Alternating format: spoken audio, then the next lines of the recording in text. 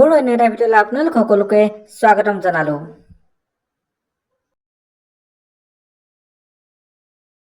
Matric বা 12 পাছ কৰাৰ পাছত সকলোৰে মনত এটা চিন্তা আহে যে আমি এতিয়া কি কৰিম, কেনেকৈ কি কৰিম, যে এটা চাকৰি কেনেকৈ পাওঁ। চাকৰি এটা পালে সকলো সমস্যা শেষ হোৱাৰ নিচিনা আমি অনুভৱ কৰোঁ। 10 বা 12 পাছ কৰাৰ পাছত আমি ভাবোঁ যে কেনেকৈ চাকৰি এটা পাম, কিন্তু আমি 10 বা 12 পাছ কৰাৰ পাছত ভাবোঁ এতিয়া কি পঢ়িলে আমি এটা ভাল চাকৰি পাম বা কেনেকৈ কি কোৰ্চ কৰিলে আমি এটা চাকৰি পাম। সকলোৱে 12 পাছ কৰাৰ পাছত ভাবে যে আমি এতিয়া ডিগ্ৰী কৰিম নে এতিয়া বেলেগ এটা লাইন পঢ়িম।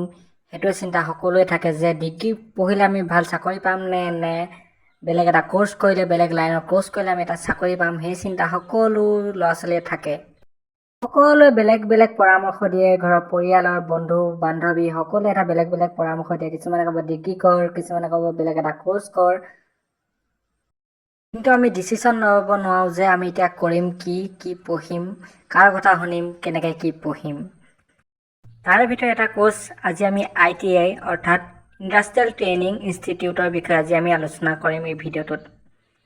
যে ITI কি, ITI কোৰ্চ কেনেকুৱা, কি হয়, ইয়াৰ বিষয়ে আজি আমি আলোচনা কৰিম।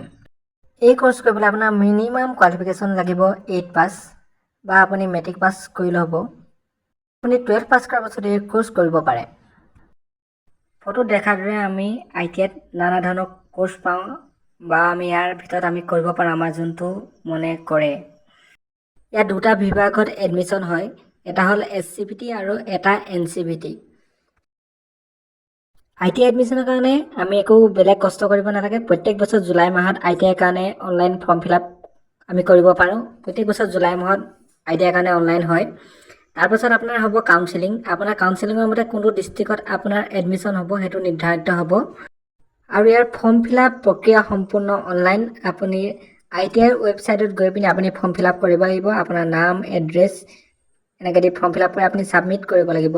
তাৰপিছত কাউন্সেলিঙলৈ আপুনি অপেক্ষা কৰিব লাগিব বা আপোনাৰ মেছেজ অহালৈ আপুনি অপেক্ষা কৰিব লাগিব।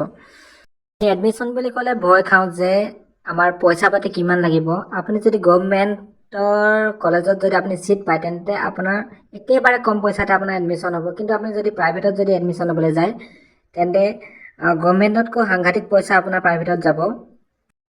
ITI এটা ভকেশ্যনেল ট্ৰেড কোৰ্চ হয়। এটা ভাল জব পোৱাৰ কাৰণে ই আমাক বহুতখিনি অৰিহণা যোগায়।